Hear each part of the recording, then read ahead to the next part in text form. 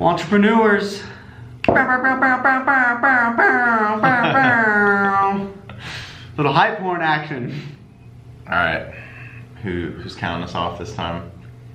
I'll start it off. All right. Today we are talking about a spice. And everything nice?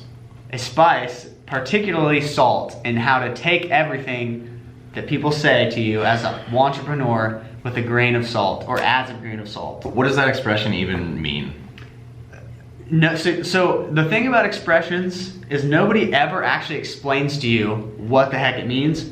So through my years of being alive, out of context, what I've gathered, when somebody says take it with a grain of salt, I think they're meaning don't let it weigh on you. Like, the importance of what I just said is the same as a salt grain. Okay. Like, it's small.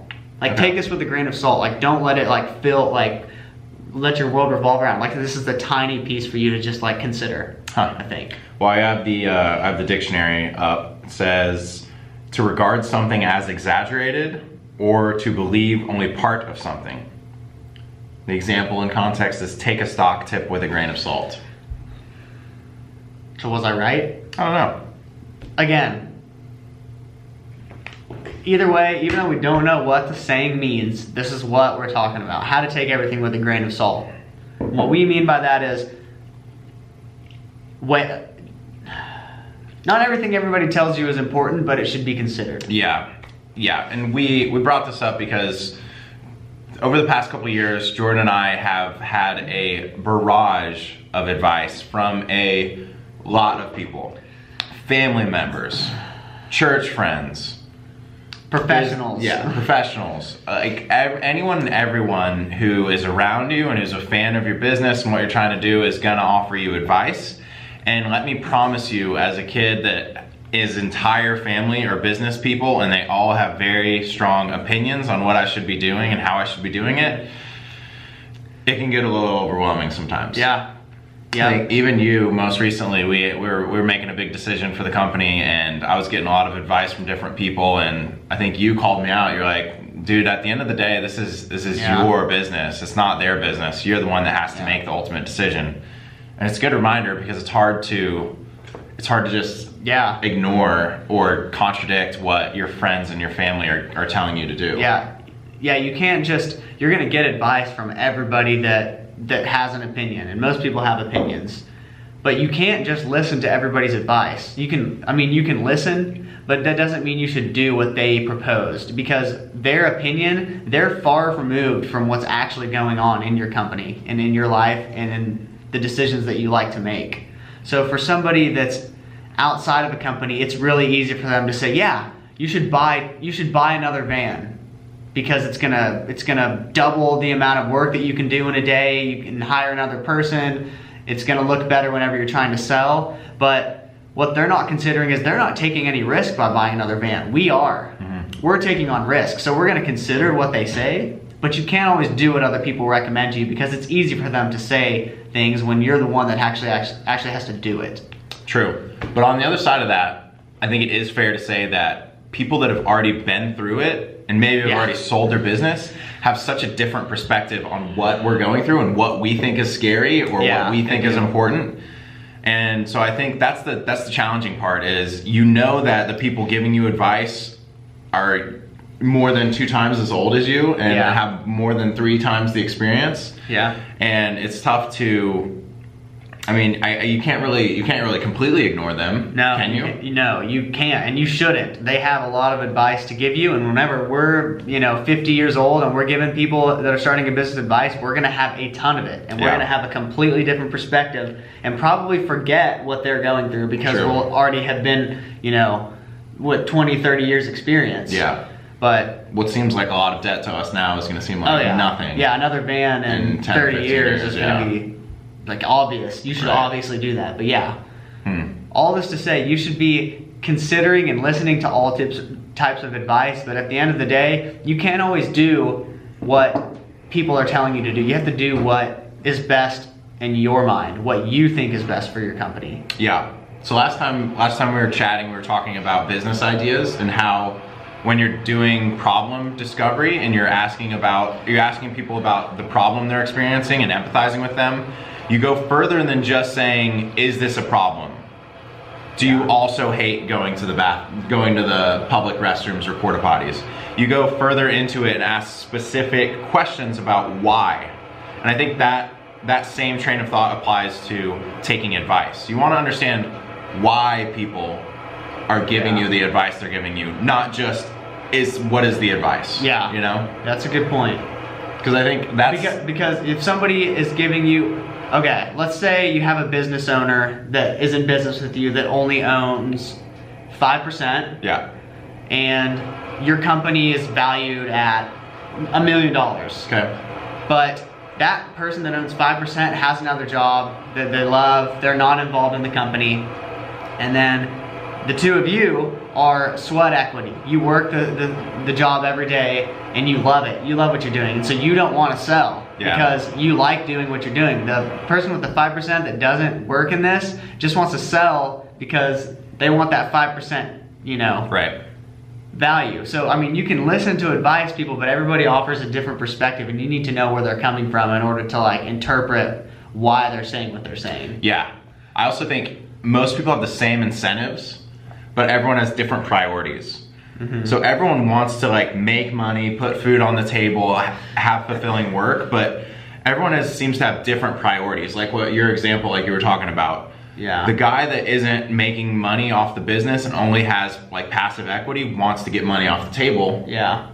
Whereas the guys that are operating the business want to keep making money from the business. Yeah, exactly. Because it's like it's a cash flow stream for them now. So I think that's another part, and maybe has more to do with dealing with partners and shareholders, understanding what their priorities are and how to, even employees. Yeah. Like, what's gonna motivate you, what's gonna drive you. Understanding people's priorities is extremely important. But goes back to what we're saying is going deeper than just you should sell your company. You should fire that employee. You should raise this money. Yeah. That's all like the very surface level piece of advice. And I think what we're talking about is it's our job as entrepreneurs to understand why they're giving us this advice. What is it about their background and their experience that is making them advise us in this certain way? Because that's what's going to tell you everything. Yeah. What was the problem that made, If somebody tells you never go into business with your friends, you're gonna think as a 17-year-old, why wouldn't I go into business with my friends? But what's probably happening is that person that's telling you that went into business with their friend and they got screwed hard. They got burned, and they don't want that same thing to happen to you. Right. So you have to understand that when people give you advice, it's usually from past experience, something they experienced. So you're able to learn from something that they learned themselves. Yes. Yeah, and the advice would be maybe different with another person. Yeah. I'm sure there's tons of people out there that have had great experiences being business partners with their friends. Yep. So, I mean, look at us, man. We hate it. Seth and I, we disagree on almost every business decision that we make for our company, but that honestly is great. Yeah. Because we don't argue about it, but we have civil talks, we weigh the options. We see, okay, if we did this, what is the worst thing that could happen? If we do this, what is the worst thing that could happen? We come to agreement, we take all the advice that everybody wants to solicit to us all the time, and then we make a decision. But the decisions we make and the decisions you make have to be ones that you can sleep at night with. They have to be.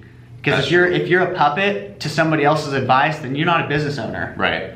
You really have no backbone. You have no backbone. You have to have opinions, and you have to have morals, and you have to, like when you start a company, you have to start it with a vision, and you can't stray from, who you are as a business owner, because then, like we've talked about in previous episodes, you are your business. As soon as you have no backbone, your business has no backbone. Yeah, that's very true.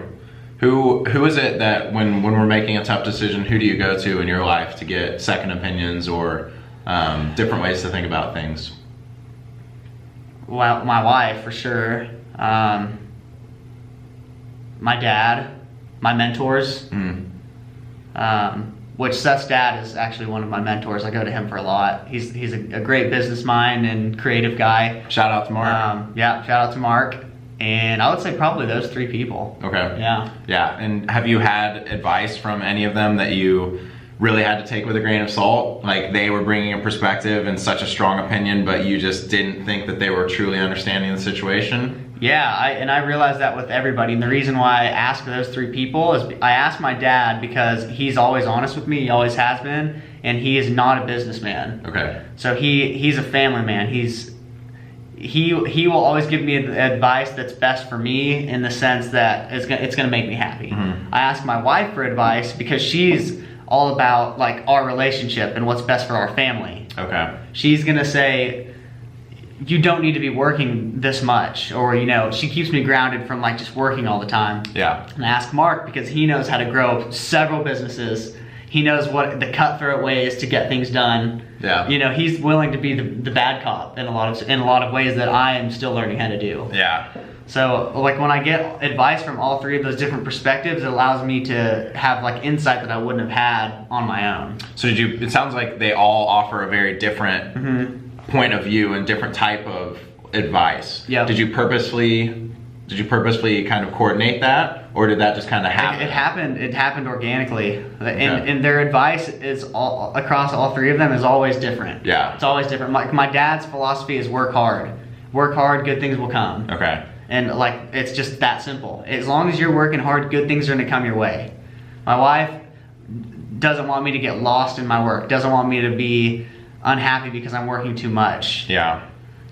And my mentor Mark, he knows what it takes. He's had so much experience with starting companies, selling companies, failing at companies, running successful companies, firing people, hiring people, all of the above. Yeah. So yeah, I mean, you got to take advice from different people. You can't just go to one person all the time. But what about you? Who do you go to for advice? Yeah, similar to you, I also have a good amount of family members that were in business. My aunt and uncle just moved here from Dallas, and they have 30 years of small business experience in retail. Wow. And I also go to my dad a lot as well.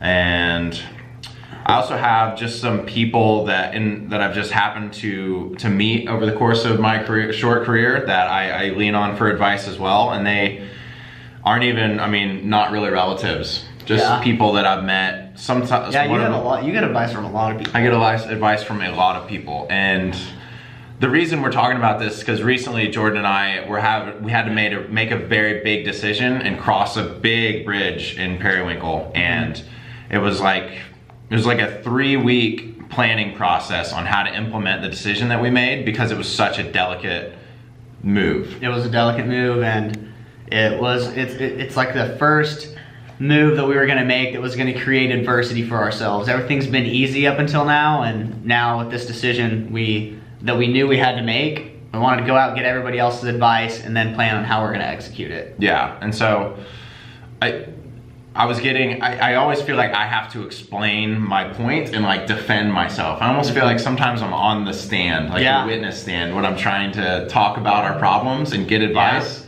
It's like the mentor is a judge, and I'm having to like defend my position and explain why we're going to do something a certain way and why it needs to be done. But honestly, I think that's the whole point. Yeah.